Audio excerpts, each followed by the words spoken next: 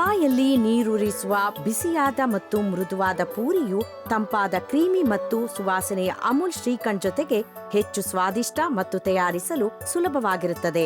ಈ ಸ್ವಾದಿಷ್ಟವಾದ ಅಡಿಗೆಯನ್ನು ತಯಾರಿಸಲು ಬೇಕಾಗುವ ಪದಾರ್ಥಗಳು: 1 ಟೀ ಸ್ಪೂನ್ ಅಮೂಲ್ ತುಪ್ಪ, ಅಮೂಲ್ ಶ್ರೀಖಂಡ್ ನಿಮಗೆ ಅಗತ್ಯವಿರುವಷ್ಟು, 3 ಕಪ್ ಗೋಧಿ ಹಿಟ್ಟು, ರುಚಿಗೆ ತಕ್ಕಷ್ಟು ಉಪ್ಪು, ಅಗತ್ಯವಿರುವಷ್ಟು ನೀರು, ಫ್ರೈ ಮಾಡಲು ಎಣ್ಣೆ. ಪ್ರಾರಂಭದಲ್ಲಿ ಪೂರಿಯನ್ನು ತಯಾರಿಸಿಕೊಳ್ಳಿ.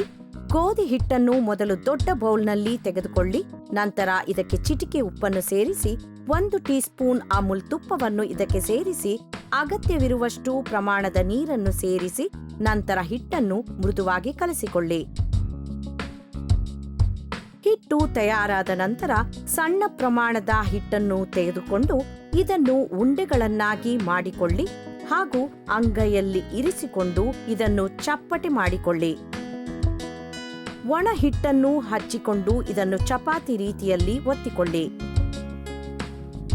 ತೆಳುವಾದ ಚಪಾತಿಯಂತೆ ಮಾಡಿಕೊಂಡ ನಂತರ ಇದನ್ನು ಯಾವುದಾದರೂ ಗೋಲಾಕಾರದ ಮುಚ್ಚಳದಿಂದ ಕತ್ತರಿಸಿ. ಇದರಿಂದ ನಿಮಗೆ ವೃತ್ತಾಕಾರದ ಪೂರಿ ಲಭ್ಯವಾಗುತ್ತದೆ. ಈಗ ನಿಧಾನವಾಗಿ ಪೂರಿಯನ್ನು ಮಿಕ್ಕ ಹಿಟ್ಟಿನಿಂದ ತೆಗೆದಿಟ್ಟುಕೊಳ್ಳಿ.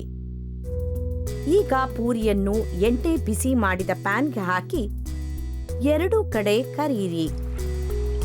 ತುದಿಗಳನ್ನು ಒತ್ತುವುದರಿಂದ ಪೂರಿ ಊದಿಕೊಳ್ಳುತ್ತದೆ.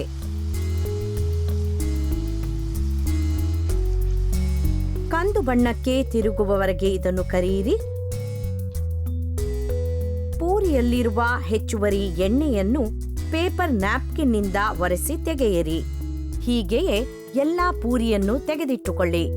ಈಗ ಸ್ವಾದಿಷ್ಟವಾದ ರುಚಿಕರವಾದ ಅಮೂಲ್ ಶ್ರೀಖಂಡನ್ನು ಸವಿಯುವ ಸಮಯ. ಈಗ ಅಮೂಲ್ ಶ್ರೀಖಂಡನ್ನು ಒಂದು ದೊಡ್ಡ ಬೌಲ್ಗೆ ಹಾಕಿ ಜೊತೆಗೆ ಬಿಸಿ ಬಿಸಿಯಾದ ಪೂರಿಯನ್ನು ನೀಡಿ. ತಣ್ಣಗಿರುವ ಶ್ರೀಖಂಡ್ ಮತ್ತು ಬಿಸಿ ಬಿಸಿಯಾದ ಪೂರಿಯ ರುಚಿಯನ್ನು ಸವಿದವನೇ ಬಲ್ಲ.